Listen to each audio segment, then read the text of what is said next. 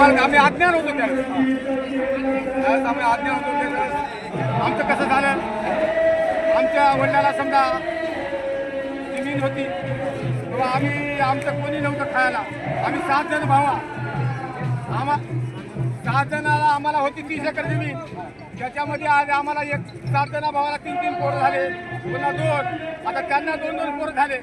आम्हाला एका एकर तिजरी आली. त्याच्यामुळे आमच्या तो आजोबानं आमचा एकच मुलगा होता म्हणून तो नाकारला गेला. तर आता आम्हाला अत्यंत करत आजोबा नव्हती करत. आमच्या आजोबाला आमचे बाप एकलेच होते आजोबा, आमच्या आजोबा.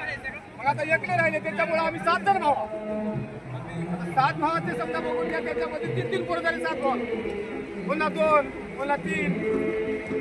त्याच्यामध्ये आता आम्हाला समजा जमीन उरलीच नाही द्यायला. त्यातल्या त्यात सर आमच्या इकडची बाग आहे सगळा कोरडा तालुक्यामध्ये सगळा दुर्डाचं आहे. पाणी पियाला भेटत नाही. सगळं जमीन कोरडा, एक वेळेस पिकलं दुसरं काही येत नाही.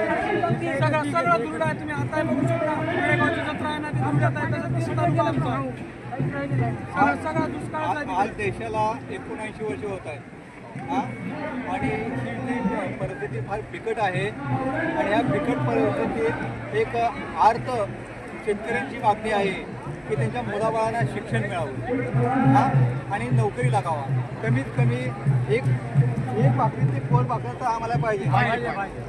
कारण का तर तुम्ही तर 2-2 भाकरी खात असता 79 वर्ष आणि परत हा समाजाला तुम्ही जर विकसित करत असताल, फक्त तुम्ही मतदानाच्या वेळेस त्या मराठा समाजाकडे जात असाल आणि परत इथं नरिमन पॉईंटला मुंबईला येऊन आमदार निवासात जर तुम्ही मजा करत असाल प्रस्थापित नेत्यानं, तर हे चालणार नाही. कारण का तो मराठा समाज जागृत झालेला आहे. आज मराठा समाज उपाशी आहेत, पाण्यामध्ये पावसामध्ये आहेत. कोणता आमदार विचारत नाही, कोणता खासदार विचारत नाही. सगळे लोक 10 किलोमीटर पायावून येत आहेत साहेब. गेल्या 40 वर्षाखाली एका गड्याला 12 महिन्याचं साल 500 होतं, तर त्याला आज 500 रुपये रोज झालाय. आज ज्या गड्याला समजा बघून घ्या 1,500, 1,800, 2,200 पगार होती त्या सरला, कोणा मास्तराला, कोणा द्यायला तर असायला समजा बघून घ्या. आता त्याला लाख रुपये 80,000 पगार झाले.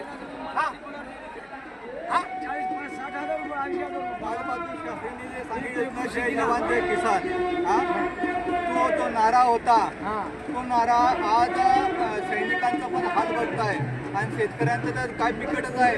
कमीत कमी सैनिकांना त्यांची पेन्शन नोकरी काय तर मिळते, पण जो शेतकरी आहे त्याला 2,000 रुपये मिळतात. अहो 2,000 तुमचा आमदाराचं एक टाईमचं जेवण तर होतं का हो? एक सामान्य त्या 2,000 आज जे काय ट्रॅक्टरने नांगरणं होतं, पेरणं बियाचा खर्च होतो आणि हार्वेस्टिंगचं काढणं होतं, याचा खर्च एकूण जर काढला तर त्या शेतकऱ्याच्या पदावर खरंच काही पडत नाही. त्यामुळे हा अर्थ आजोबाची हक्क आहे. त्याच्यात आपलं जीवन असं गेलं तर गेलं, इथून पुढे जे नातवाचं जीवन आहे ते सुखमय व्हावं यासाठी हे आजोबा आझाद मैदानात आले.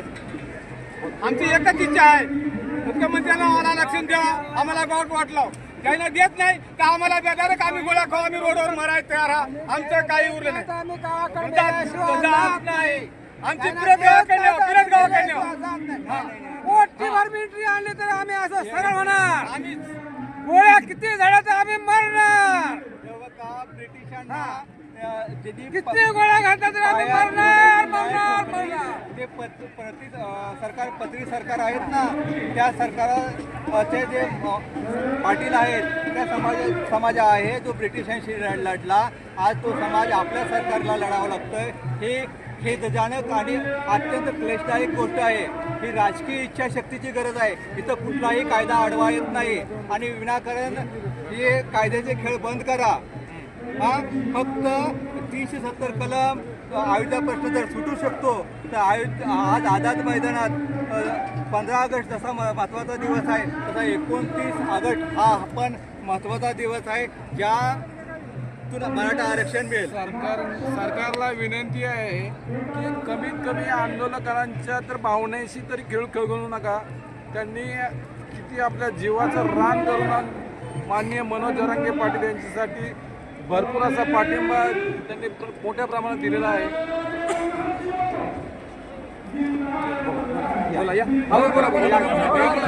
ऐकू द्या ना, ऐकू द्या. सुशिक्षित आम्ही आलेले आहे, आम्हाला ऐकून आलेलं आहे.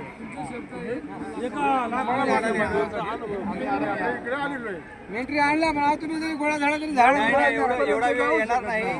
हे आपल्याला शांततेत सर्व पूर्ण पाडायचं आहे. आपल्याला काही करायचं नाही ना. आणि दुसरी गोष्ट काय माहितीये का, ही राजकीय इच्छाशक्ती आहे आणि मिळणार. त्यात कायद्याचं काही नाहीये. हे बघा, कारण त्याचा 370 कलम 2 मिनिटात हलतंय. हा आयुधा प्रश्न 2 मिनिटात सुटतोय. तर हे आरक्षण म्हणजे एक क्षणात. हा आज त्याशी रोहित पवारांनी तुम्ही मुलाखत घेतली, ते काय म्हणले की दिल्लीतील सर्व पक्ष एकत्र येऊया. अरे बाबा नो, दिल्ली राहू द्याला, पण आम्हाला इथं ओबीसी सुद्धा आरक्षण द्या. ही पण मराठा समाजाची अर्थ मागणी आहे. आज मी जे काही बाईट घेतोय, आता ते पहिल्या हायकोर्टाच्या पहिल्या आदेशापासून आजपर्यंत मराठा समाजाशी मी भेटतोय, त्यांचं म्हणणं मांडतोय. आणि हा लढा ना गेले 45 वर्ष चालू आहे. 9 मुख्यमंत्री होत आहेत. अजून ह्या लोकांना किती टाटकळ ठेवणार आहे? सरकारला माझी एवढी चीज येते की आमच्या दादाचा किती हात पाहणार आहे तुम्ही? हा दादा पार हात पडतं खात्याचे पर कातडी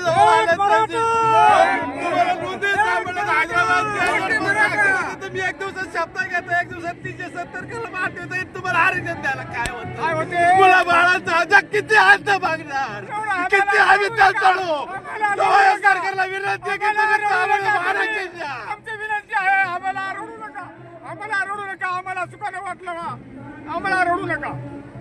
हे बघा, 15 ऑगस्ट नंतर 29 ऑगस्ट हा स्वातंत्र्य लढा दुसरा होऊ देऊ नका. शांततेत लवकरात लवकर निर्णय घेऊन हे तत्काळ नरेंद्र मोदींनी लक्ष टाकलं पाहिजे. नरेंद्र मोदी प्रत्येक छोट्या गोष्टीत जर लक्ष टाकतात तर मराठा समाजाला विसरून चालणार नाही. कारण का छत्रपती शिवाजी महाराजांचे ते वारसदार आहेत. ज्या समाजात देशाला छत्रपती शिवाजी महाराज दिले, त्या समाजाला विसरून चालणार नाही. आम्ही मोदी साहेबांना आम्हीच मत टाकले. छत्रपती शिवाजी महाराज की जय! छत्रपती शिवाजी महाराज की जय! धर्मवीर संभाजी महाराज की जय!